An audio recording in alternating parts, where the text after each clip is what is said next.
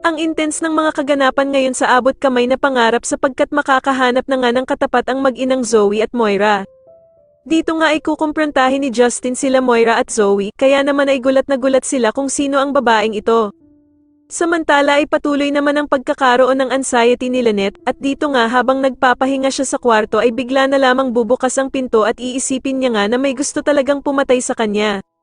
Sa kabilang banda naman ay panghihinaan na nga talaga ng pag-asa itong si Annalyn dahil sa sitwasyon ng Lolo Pepe niya, dahil nang makasalubong niya nga si Doc Lyndon ay bigla na lamang siyang mapapayakap dito habang umiiyak. Agad naman siyang tatanungin ni Doc Lyndon kung ano ba daw ang nangyari at bakit ito umiiyak. Samantala ay tuluyan na ngang lumalabas ang totoong ugali ng anak ni Giselle na si Justin. Dahil matapos nga ang naging sagutan nila ng ina niyang si Giselle, ay biglang may tatawagan ito at sasabihin na sana nga daw ay ang ina na lang niya na si Giselle ang nakomatos at hindi ang lolo niyang si Don Pepe. Sa kabilang banda naman ay magmamatigas naman itong bruhang si Moira na pumunta sa Apex kahit nga naba na siya dito. Pero agad naman dadating si Giselle at pagbabawalan niya itong pumasok.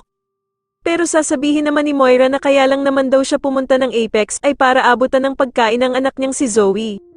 Sasagutin naman siya ni Giselle na hindi na naman daw baby ang anak niyang si Zoe para dalhan pa ito ng pagkain.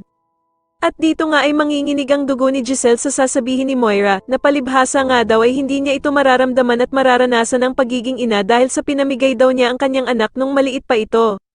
Sa tingin niyo dito na nga kaya tuluyang bumagsak ang mag-inang bruha na sila Moira at Zoe, dahil sa pagdating ng anak ni Giselle na si Justin, mas lalo na nga talagang nagiging exciting ang mga susunod na kaganapan, kaya naman ay mas lalo pa nating abangan ang mas lalong gumigandang abot kamay na pangarap. Maraming salamat po sa inyong panonood at sana po ay masubscribe niyo ako. Maraming salamat po.